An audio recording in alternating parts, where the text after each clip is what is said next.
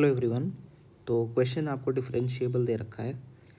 Derivative F dash represent करेंगे, continuous है, F पाई पे वैल्यू 6 है, 0 से पाई से आर में डिफाइंड है, और कैपिटल एफ रिप्रेजेंट कर रहा है स्मॉल एफ का इंटीग्रल 0 से एक्स में, और यहाँ पर एक इंटीग्रल बताया गया है 0 से pi f dash x f x cos x d x equal to 2। तो 0 पे वैल्यू पूछ रहा है एफ का। तो यहाँ पर इस इंटीग्रल को एक्सपैंड करते हैं।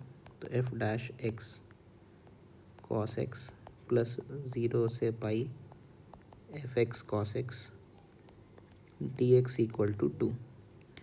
अब पहले वाले में बाई पार्ट्स लगा लेते हैं। तो यहाँ पर पहले वाले इंटीग्रल में बाई पार्ट्स लगा रहे हैं।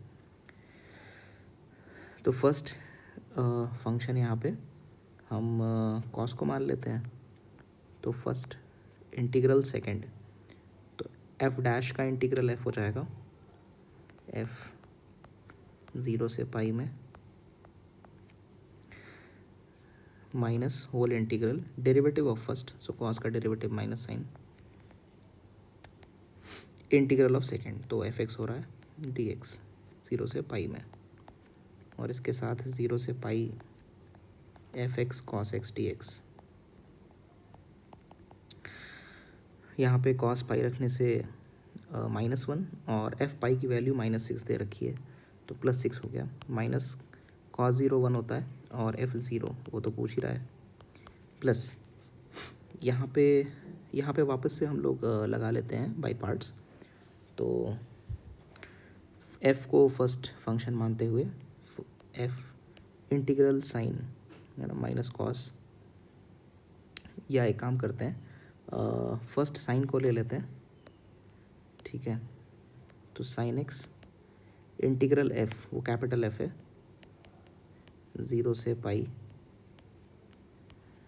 Minus whole integral derivative first, और इंटीग्रल सेकंड वो एफ है 0 से पाई, और इसके साथ अपना 0 से pi cos x f x d x था। तो ये दोनों इंटीग्रल तो कैंसिल हो गए, प्लस और माइनस। अब बचा अपना 6 माइनस एफ 0, और इसमें पाई रख रहे हैं तो 0 और 0 रख रहे हैं तो 0 इक्वल टू 2। तो एफ 0 की वैल्यू आ रही है 4।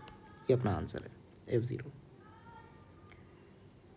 Next question, F x tan में दे रखा है और ये डिफाइंड है -π/2 से π/2 में। करेक्ट एक्सप्रेशन पूछ रहा है कौन सा है, मल्टीपल करेक्ट है। तो पहले अच्छा दो चीज़ें इंटीग्रल पूछी गई हैं, एक तो एफ एक्स वाला इंटीग्रल पूछा जा रहा है और दूसरा एक्स एफ एक्स वाला है ना। तो एफ एक्स थोड़ा सा सिंप्लीफाई करने की कोशिश करते हैं। तो क्या मैं एफ एक्स ये दोनों टर्म में से tan स्क्वायर कॉमन ले लेता हूँ।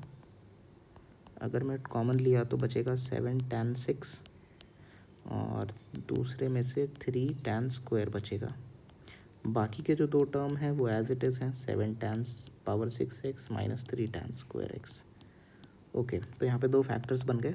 एक हो जाएगा 7 tan 6x minus 3 tan 2x, और tan स्क्वायर एक्स प्लस 1 को हम सीकेंड स्क्वायर एक्स बोल लेंगे। ये अपना फंक्शन है। अब इसको इंटीग्रेट करने की कोशिश करते हैं, क्योंकि दिख रहा है tan का डेरिवेटिव सीकेंड स्क्वायर होता है, ठीक है। तो अब पहले तो एफ एक्स वाला इंटीग्रल करके देख लेते हैं। तो इंटीग्रल 0 से कहाँ तक बोल रहा है, ये π/4 तक कह रहा है ना। तो 0 से π/4 एफ एक्स है आपका 7 tan 6x minus 3 tan square x into secant square x d x. अब यहाँ मैं tan x को t मान लूँ तो secant square x d x D T हो जाता है, और लिमिट चेंज हो जाएगी x 0 पे t 0 और x π/4 पे t 1, और बचेगा अपना 76 माइनस 3t2, और secant square x d x तो डी टी बदल चुका है। अब ये काफ़ी आसान इंटीग्रल हो गया, सॉल्व कर लेते हैं। तो t7 माइनस t3 0 से 1, तो 0 हो जाएगा। तो ऑप्शन बी तो सही है। और ए सी डी में आपसे एक्स एफ एक्स का इंटीग्रल पूछ रहा है, वो भी कर लेते हैं। तो और कहाँ से कहाँ, 0 से π/4 में, तो 0 से π/4 एक्स एफ एक्स है आपका 7 tan 6 minus 3 tan square into secant square again tan x को अगर मैं t बोल दूँ तो secant square x dx dt में कन्वर्ट हो जाता है और लिमिट चेंज हो जाती है 0 से 1 में। x का वैल्यू हम tan इनवर्स t बोल सकते हैं क्योंकि बताया गया है कि जो ब्रांच लेना है वो -π/2 से π/2, तो सिर्फ tan इनवर्स t ही लिखना सही रहेगा। बचा हुआ ये 7t6 माइनस 3t स्क्वायर और secant square x dx dt convert हो चुका है। चलो अब इसको बाई पार्ट्स लगा लेते हैं और फर्स्ट फंक्शन में tan इनवर्स मान लेता हूँ। तो फर्स्ट इंटीग्रल सेकंड 0 से 1 में minus whole integral derivative first और इंटीग्रल सेकंड, ये इंटीग्रल 0 से 1 में। तो फर्स्ट वाले में वैल्यू रखूँगा तो 1 - 1 0 और 0 रखने पे भी 0, तो ये पूरा तो 0 है माइनस। और इसको इंटीग्रेट करने के लिए क्या कर सकते हैं, ये आपका 7x t⁻7 माइनस t⁻3 में से t⁻3 अगर हम कॉमन ले लें तो बचेगा t⁻4 - 1। और फर्दर इसको मैं माइनस इंटीग्रल 0 से 1 t³, इसको मैं t² - 1 इंटू t² + 1 बोल सकता हूँ। ये दोनों कैंसिल हो गया तो बड़ा ही आसान सा इंटीग्रल बच रहा है t5 माइनस t³, ये तो आराम से इंटीग्रेट हो जाएगा। तो minus times t6/6 minus t4/4 integral 0 से 1, तो माइनस टाइम्स 1 रखने से 1/6 माइनस 1/4 माइनस 0 रखने से 0 है। तो ये आपका 2 माइनस प्लस 1/12 आ रहा है। तो ये ऑप्शन ए और बी सही है, सी और डी सही नहीं है। चलिए अगले क्वेश्चन पे, एफ आर से R be thrice differentiable function बता रहा है। F1 पे वैल्यू 0 है, 3 पे -4 है, f'(x) नेगेटिव है, डिक्रीजिंग फंक्शन है। अच्छा, और सभी 1/2 से 3 पे। Small f(x) is equal to x capital f(x) सभी रियल के लिए बताया गया है। और यहाँ पे 2 इंटीग्रल की वैल्यू दे रखी है, तो आपसे करेक्ट एक्सप्रेशन पूछ रहा है। सारे ही ऑप्शन में स्मॉल f की बातें कर रहा है, तो मतलब कैपिटल F को कन्वर्ट करना पड़ेगा। करते हैं। ये जो दूसरा वाला इंटीग्रल दिया था 1 से 3 x³ f'(x) dx की वैल्यू 40, इसको सॉल्व करने की कोशिश करते हैं। तो इसमें बाई पार्ट्स ही लगा लेते हैं, है ना। तो फर्स्ट फंक्शन इसमें मैं मान लेता हूँ किसको, x³ को, ठीक है। तो ये बन जाएगा फर्स्ट इंटीग्रल सेकंड, वो f'(x) हो जाएगा dx नहीं, अभी वैल्यू रखना है। फर्स्ट इंटीग्रल सेकंड 1 से 3 minus whole integral derivative first integral second 1 से 3 इज इक्वल टू 40 है। लिमिट्स रखेंगे तो यहाँ पे f27 f'3 माइनस f'1 और यहाँ पे 3x², आप अगर 3 कॉमन ले लो, है ना, ये 3 आप अगर कॉमन ले लो तो बचा हुआ जो इंटीग्रल है 1 से 3x² f'(x) उसकी वैल्यू बताई रखी है, -12 है। तो ये बन जाएगा माइनस माइनस प्लस 12 3 = 36, ठीक है। और एक चीज़ और, जो ये रिलेशन दिया था स्मॉल और कैपिटल f का, वो था f(x) equal to x capital f(x). तो अगर मैं यहाँ डिफरेंशिएशन कर लूँ दोनों तरफ, तो f'(x) इक्वल टू हो जाएगा x f'(x) प्लस f(x). यहाँ से f'3 की वैल्यू मैं क्या लिख सकता हूँ, इसमें पुट कर लो आप, पुट x इक्वल टू 3, तो ये बनेगा f'3 is equal to 3f'3 plus f3। और क्वेश्चन में f3 की वैल्यू -4 दे रखी है, तो ये हो जाएगा f'3 इक्वल टू 3f'3 -4। तो यहाँ से 3f'3 की वैल्यू हो जाती है f'3 प्लस 4। उसको हम लोग यहाँ यूज़ कर लेते हैं। तो यहाँ पे 27 है, मतलब 9 टाइम्स हो जाएगा f-3 और प्लस 36 माइनस f-1। अब उसी तरह से x की वैल्यू 1 भी रख लेते हैं सेम एक्सप्रेशन में। तो इसी में अब हम लोग पुट कर लेते हैं x इक्वल टू 1। तो ये f-1 is equal to f-1 plus f0। f0 की वैल्यू 0 दे रखी है, f1 1 रख रहे हैं ना, f1 की वैल्यू 0 दे रखी है। तो यहाँ से f-1 की वैल्यू f-1 आ गया। तो ये स्मॉल f-1 बन जाएगा और यहाँ से प्लस 36 माइनस 40 करने से -4 हो जाता है। तो ये 9f-3 माइनस f-1 और प्लस 32 इक्वल टू 0 आ रहा है। तो ऐसा तो ऑप्शन है अपने पास, है ना, सी वाला है। तो ए वाला तो गलत हो गया। और बी और डी में आपसे एफ का इंटीग्रल कह रहा है, कर लेते हैं वो भी। एफ का इंटीग्रल 1 से 3 में, चलो तो इंटीग्रल 1 से 3 एफ डी एक्स। एफ जो है वो एक्स कैपिटल एफ के इक्वल है। अब इसमें इंटीग्रल कर रहे हैं तो फर्स्ट फंक्शन को कैपिटल एफ बोल देते हैं। तो फर्स्ट इंटीग्रल सेकेंड x²/2 हो जाएगा 1 से 3 minus whole integral derivative first integral second 1 से 3। तो ये आ रहा है आपका 9/2 f3, है ना, माइनस f1/2 और माइनस में 1/2 इंटीग्रल 1 से 3 x² f' dx। ये 1 से 3 x² f' dx की वैल्यू दे रखी है ना क्वेश्चन में, देखो 1 से 3, ये -12 दे रखी है। तो ये हो जाएगा प्लस 12/2 6 और f1 का वैल्यू कितना था 0, तो ये तो 0 है। और यहाँ पे f3 का वैल्यू है -4, तो ये हो जाता है -18। तो ये आपका -12 आ रहा है। तो ऑप्शन डी सही है, बी गलत हो जाता है। चलो अगले क्वेश्चन पर आते हैं। अगला क्वेश्चन में बाई पार्ट्स लगाते हैं, ये पूरे वाले डेरिवेटिव वाले को सेकंड फंक्शन मानते हुए।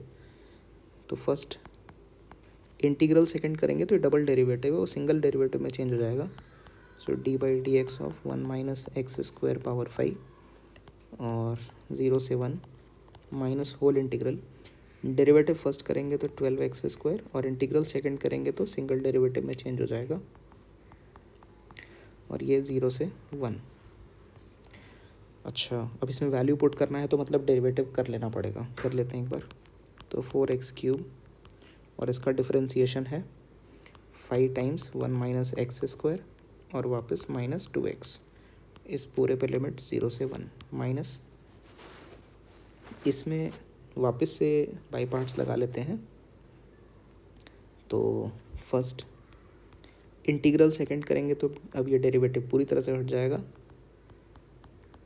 और लिमिट 0 से 1 minus whole integral, derivative first कर रहे हैं और इंटीग्रल सेकंड का इंटीग्रल कर रहे हैं, तो अब वापस से डेरिवेटिव हट गया 0 से 1।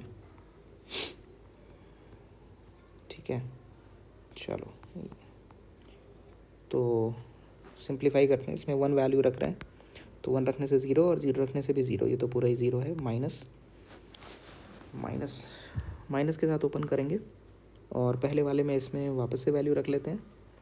तो 1 रखने से 0 और 0 रखने से ये भी 0 हो गया है। ठीक है, तो -0 माइनस माइनस प्लस, नेक्स्ट वाला इंटीग्रल जो है अपने पास वो 0 से 1 24x 1 minus x² power 5 dx ये बचा है। तो इसमें 1 माइनस x² को t बोल देते हैं, तो -2x dx dt हो जाएगा और ये इंटीग्रल कन्वर्ट हो गया।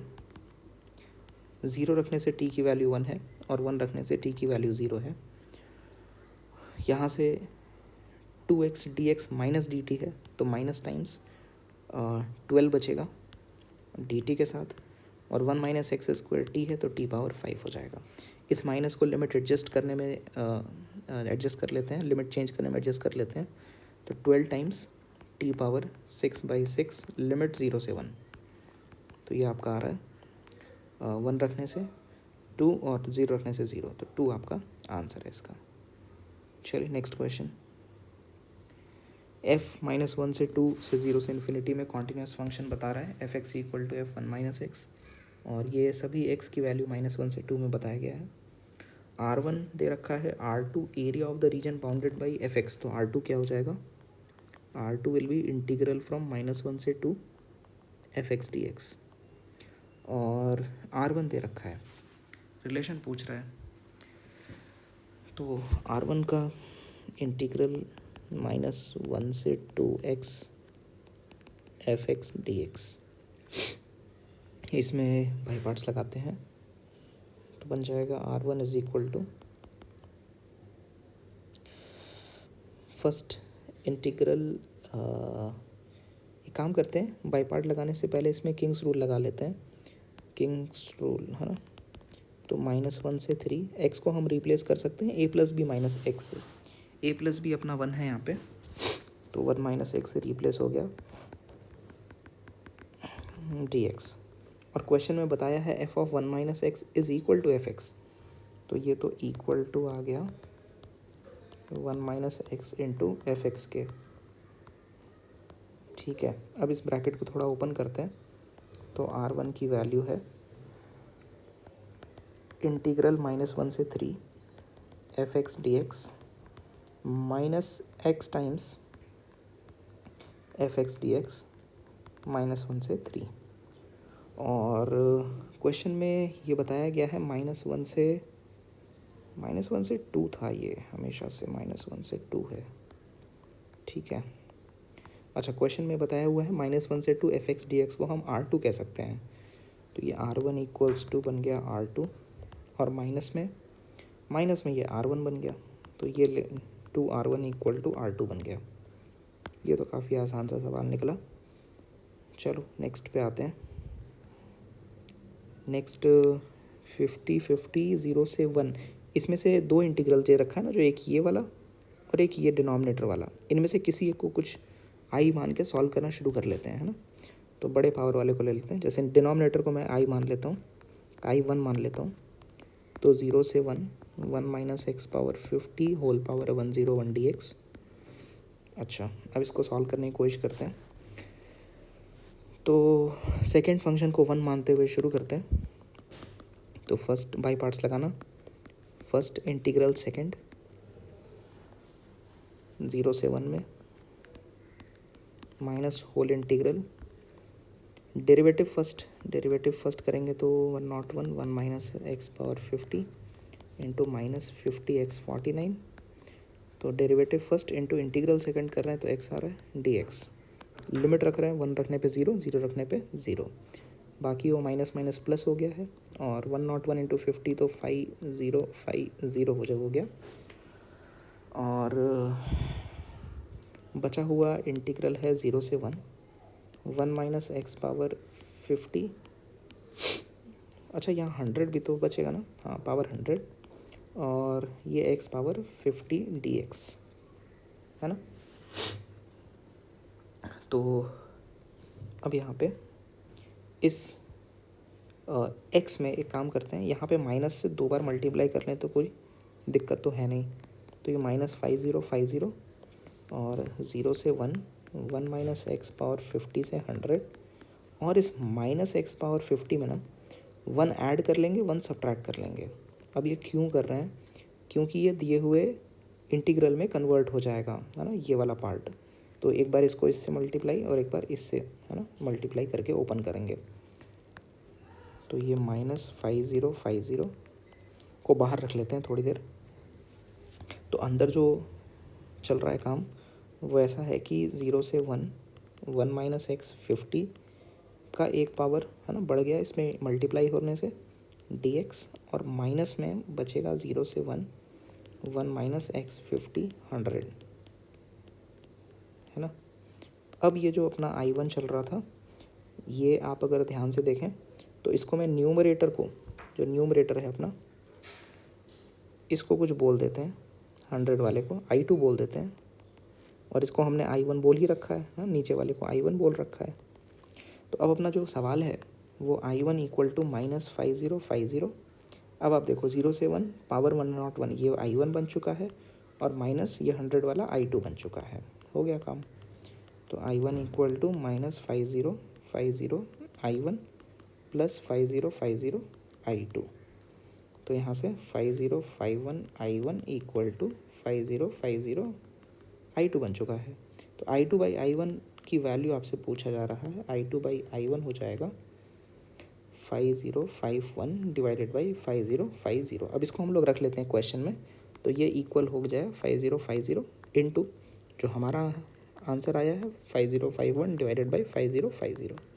तो कैंसिल होने के बाद 5051 बच रहा है, और यही आपका फाइनल आंसर है।